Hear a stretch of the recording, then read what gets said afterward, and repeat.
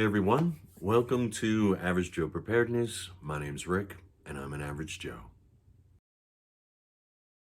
If I get this video out today, hopefully, it's Valentine's Day. So happy Valentine's Day. Hopefully you take this opportunity. I don't know what you guys do with Valentine's Day, but the people around you, let them know you appreciate them, show your love, whatever. We live in a tough world, and sometimes you just got to take that time.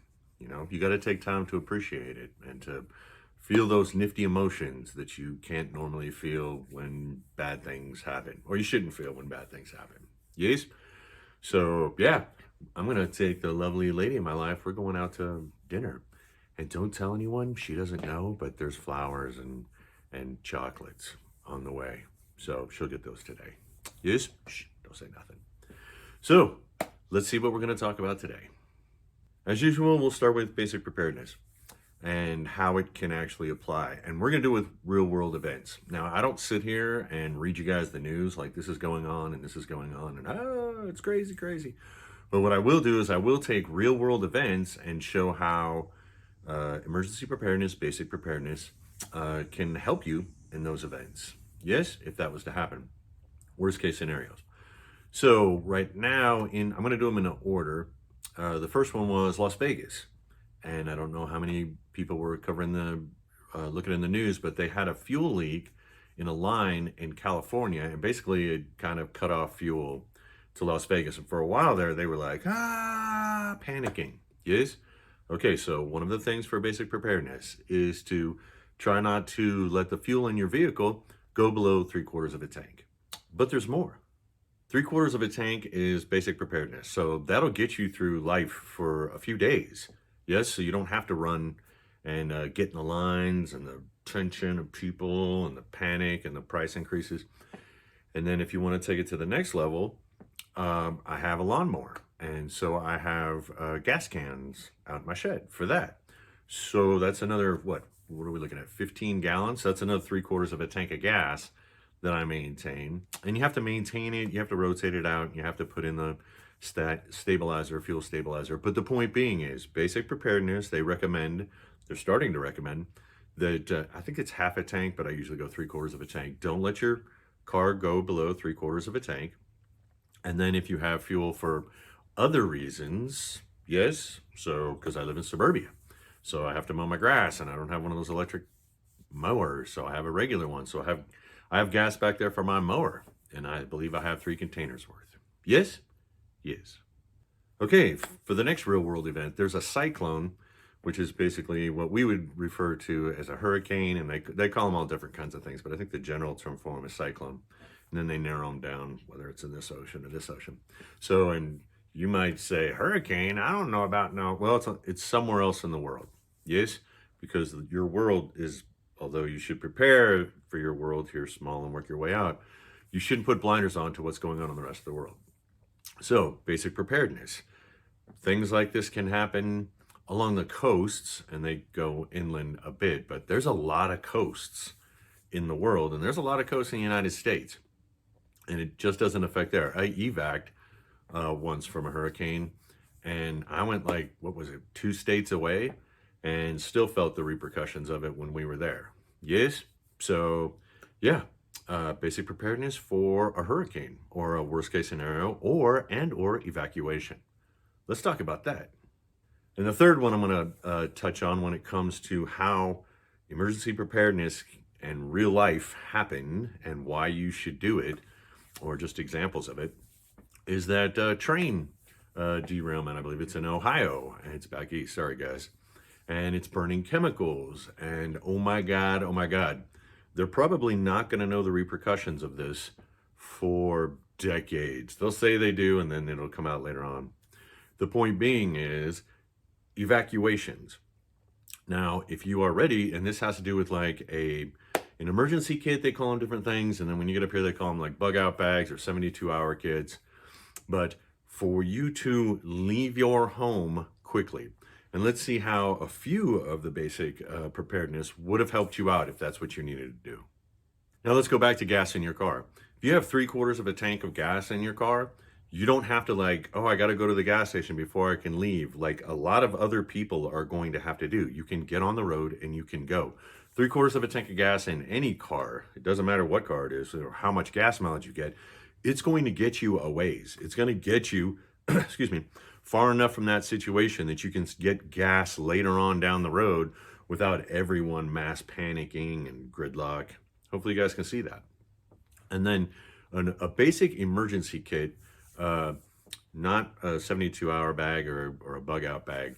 Those are usually called for, and they say that you can do them in totes, you know, and you can throw it in your car, or people do bug out bags. I keep pointing at mine. So bug out bags, or it's something so when something happens, and there's trains all across the United States, you don't know where this could happen. Yes? Yes. I make a point of saying that we live in a world, universe, whatever, that's trying to kill us. And I'm talking about the natural stuff like the hurricanes and the cyclones and earthquakes and tornadoes. And I don't really touch on the man-made stuff when I say that. However, man-made stuff, in this case, if you Google a map of where trains are, train tracks, they are everywhere. They're like veins throughout the United States. This could happen anywhere or something like it. Yes? So, because there's going to be those people that are like, well, I live here and nothing ever happens here. And, you know, rainbows and sunshine. And okay, that's cool, but you may want to rethink it. Especially when something like this happens, a real world event. That's all I'm saying. I'm not trying to invoke fear, porn, and fear porn. You should be afraid. No, no, no, no. Just look at what happens in the world and see if it applies to you. Yes? Yes. So, an emergency kit, or if you want to call it a bug out bag or 72-hour bag or something that's ready so that if you have to go, you can grab and go. You should think about it. You should make it so this can happen. And with that, you have money and prepaid cards in case the ATMs are down and you have to go somewhere and get in a hotel. I'm not talking about running out to the woods and all that. I'm talking about something like this. You can just head off like a state or two over, 100 miles away, 200 miles away, whatever the heck they're calling for. You can get a hotel and you have clothes and you have basic necessities. You have soap and shampoo. You didn't have to, boom, you can go. Yes, there's a comfort in that. There's like a, okay. And that, ladies and gentlemen, is what emergency preparedness or whatever you want to call it is all about. That calm, that serenity. You can do it and you don't have it. You can relax. You don't have to panic. Yes? Yes. Okay, let's move on from that. Let's see in my notes. Ooh, I must be getting really popular. How popular are you getting, Rick? Thanks. I appreciate you asking. I got my second scam email to my account saying, we want to sponsor you, or we want you to be an affiliated link. And I don't know if you guys have seen it on other channels, but it's a scam. So 2 scammers have sent me emails trying to scam me, blah, blah, blah. So I must be getting up there. Yes? Yay, I appreciate that. And let me see. I will give you this on being prepared and preparedness. And I think it's my opinion, I think one of the blocks that keep people from doing it is it takes work. Yes? A little bit more work, and it's hard to justify it because everybody's busy. Everybody's working hard. Everybody has stressors, and to do it adds, although it takes away in the long run. And I think that may be one of the reasons why, is because it adds more work to people's lives. For those of you out there who may think this, I would recommend you relook at it. And although it's 80-20, so my father used to say it's 80% preparation, 20% perspiration. So although it may be doing this stuff and having to check your stuff and recheck it every quarter or every 6 months and doing this and doing that and doing these things that you've never done before or never had to do before, you're like, man, this is adding a lot and it's adding a lot. I'm not going to disagree with you. It does. However, I would like to think that the benefit of doing it when something occurs far outweighs the small amounts of work you have to put into it before something big happens and then it's there for you. Yes? I hope you can see it. Okay, let's finish this off with some happiness. It is still friggin' freezing here. I looked, it hasn't gone into the 40s since I can remember. A month ago, 2 months ago. And I looked for like the next 10 days or 2 weeks. It's still not going to get into the 40s, guys. Seriously, it's freaking cold outside and you can't do your fingers. I'm old, you know what I'm saying? So doing stuff inside. Ooh, I told you guys I was going to recaulk that shower up there. Yeah, that's 3 days of my life I'm not getting back. But it has to be done. You're supposed to do it, I think I told you, like every 5 to 10 years, you're supposed to redo it. And the person who lived here before messed up, doesn't matter. Well, my recommendation, and it's something, again, I learned from my father, is when you're going to do stuff, set time so you're not stressed. So I took 1 day to do this, 1 day to do this, and then 1 day to finish it off. And I made sure I taped it, and I took the time, and blah, blah, blah, yakety schmackety. But man, it looks really good. And hopefully I won't have to do it again for another 5 to 10 years. Yes? Yes. I mentioned that I'm going to work on the water heater. I got the stuff. I think I told you that. I haven't done it yet. We'll see how that goes. When that happens, I'll let you guys know how hard that was. Getting back to the shower. Very detail oriented is what I am. So if you're going to do it and you're going to do it right, make sure you have the time set up. And then let me see what else. Cookies. Yes, I bake cookies. Rick, what the heck? What has that got to do with anything? Well, it makes me happy.